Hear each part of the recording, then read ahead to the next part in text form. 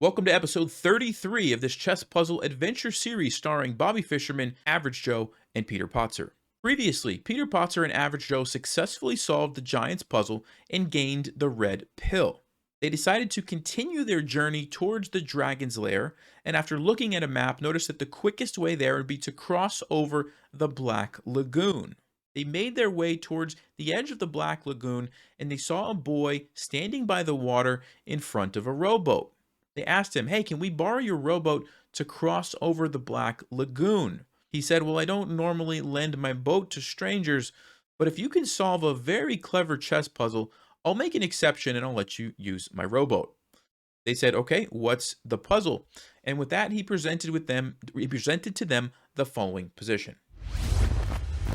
Here's the position that he presented to them. It's white to play and win. White's pawns are going forward in this direction, and black's pawns are going down the board in this direction. Before I say anything, if you would like to pause, what do you think the winning move is for white? There's only one correct move.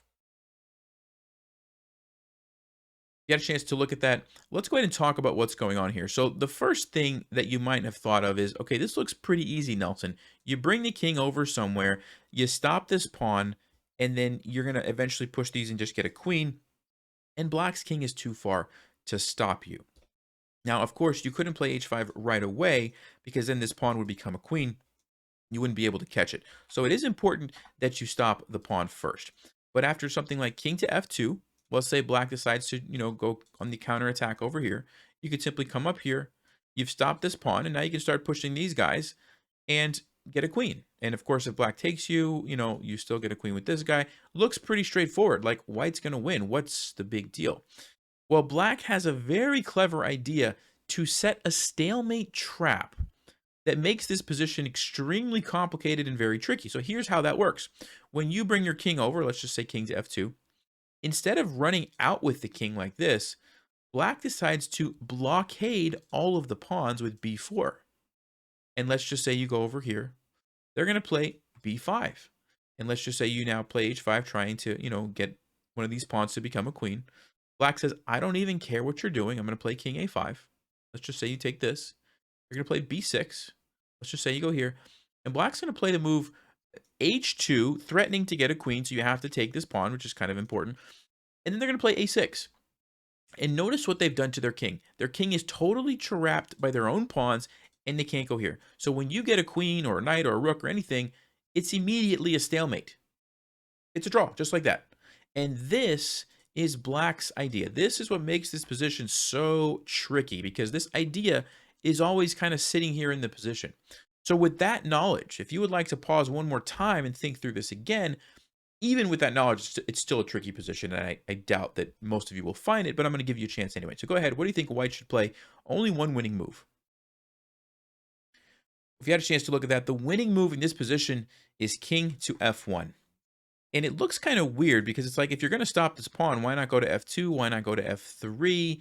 Why would king f1 be the only winning move? That doesn't really make sense, right?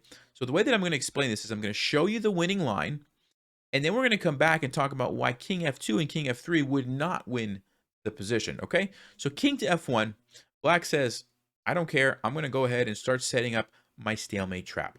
What should you play here as white to win the game? Got a chance to look at that. The move is h5, immediately pushing forward, trying to get a queen with one of these pawns. And basically what you're saying is, look, my king is already close enough to stop this guy. If it ever moves, I'll be able to stop it. And I don't want to waste any more time. I want to go ahead and immediately try to get my queen, because we know what black's going to do. They're going to set up this little stalemate trap if we give him enough time. So we're trying to hurry up with our pawns, okay? Black says, "I don't really care." They play b5, going for the same setup. Only one winning move in this position. What do you think it is? If you had a chance to look at that, the move is h6. Hopefully you didn't say capturing the pawn. Now you might be saying, what's the difference, Nelson? Either way, I'm going to get a queen, right? Why not take the pawn? Here's the difference. Black's going to play b6. You're going to push. Black's going to go here. You're going to get your queen. Black's going to push this to actually threaten to get a queen. You do have to stop that. They're going to sacrifice it because they don't need it. And then they're going to play a6. And they've successfully surrounded their king. They can't move, and anywhere that you move any of these pieces, it doesn't matter. It's a stalemate. Let's just say you come over here, it's a stalemate. Let's say you push the pawn, it's a stalemate. The game is a draw, okay? So you say, okay, that's great, but how does going back to this position, how does h6 change anything? Watch carefully. Black's going to play b6. We push. Black's going to go here. We get the queen. Black is going to play probably h2. You can go king g2. Let's just say they do this. We take it. And after a6, what's the move here for white? You got a chance to look at that. The move is queen to e5. This is the idea that's hiding in this position, which is why it's important to not take on g6, but to push. You need your queen to go to e5. What does that do? It gives black moves. And now it's no longer a stalemate. They can take you and they can start pushing their pawn. But watch this. d6, e4, d7, e3. And what's the move for white? Hopefully you didn't say promote to a queen, you promote to a knight. And now when black tries to get the queen, they're not in time. You can deliver the checkmate with the knight. Beautiful stuff, right? You sacrifice the queen, under promote to a knight, and deliver the checkmate on black's smothered king. That's pretty cool. But now you might be thinking, okay, Nelson, that's great, but I still don't understand, going back to the very beginning, why do we have to go king f1? Like, what's the deal? Can't you just do the same thing with king f2 and king f3? Well, let's take a look. So on king to f, let's start with we'll start with king to f2. On king to f2, watch what happens. Black starts pushing their pawn. We go for h5. Black keeps pushing, getting ready to set up the stalemate trap. We play h6 because we want to go here and sacrifice our queen. Black plays b6. We go here. Black moves the king up. We get the queen. Black plays a6. And we say, okay, we're going to sacrifice our queen. We've seen this before. Watch what happens. Watch very carefully what happens. The pawn takes. We push. Black pushes. We push. And because our king is on f2 instead of f1, black is able to play the move e3 with check. And you say, that's not a problem, Nelson. We just take it. But watch what happens. h2. We get the knight. We're going for checkmate. But wait a second. Black gets the queen. And look at that. The queen stops the checkmate.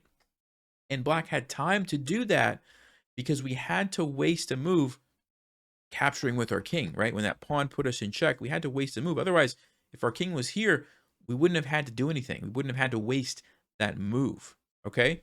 So that is why king to f2 was not the correct move. All right, one last one to check here. King to f3, similar kind of thing. The king is actually not where it needs to be, and it gets attacked. So watch what happens. b4, we push. Here, we go h6. Let's say the king comes up. h7, b6. We get the queen. a6.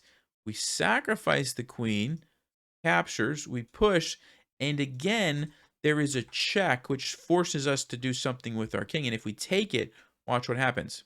Black pushes. We go here. Black gets the queen with check. It's even worse this time before we even get the knight, and we actually lose the game. Incredible position, and the only way to win was king to f1, sacrificing your queen, under promoting to a knight, and delivering the checkmate just in time. Wow. Hope you guys appreciate that. Congratulations if you solved it, but not an easy puzzle by any stretch of the imagination. All right. Peter Potzer, of course, with his 3,500 rating, did see it all and correctly presented the solution to the boy. The boy said, "That's very good, and I will let you use my rowboat. However, I have to warn you, there are rumors that there is a very dangerous creature in the Black Lagoon. I advise you to cross it at your own risk. Please be careful." And that's where we'll pick up our story next time. Thanks for watching, and happy adventures on the chessboard.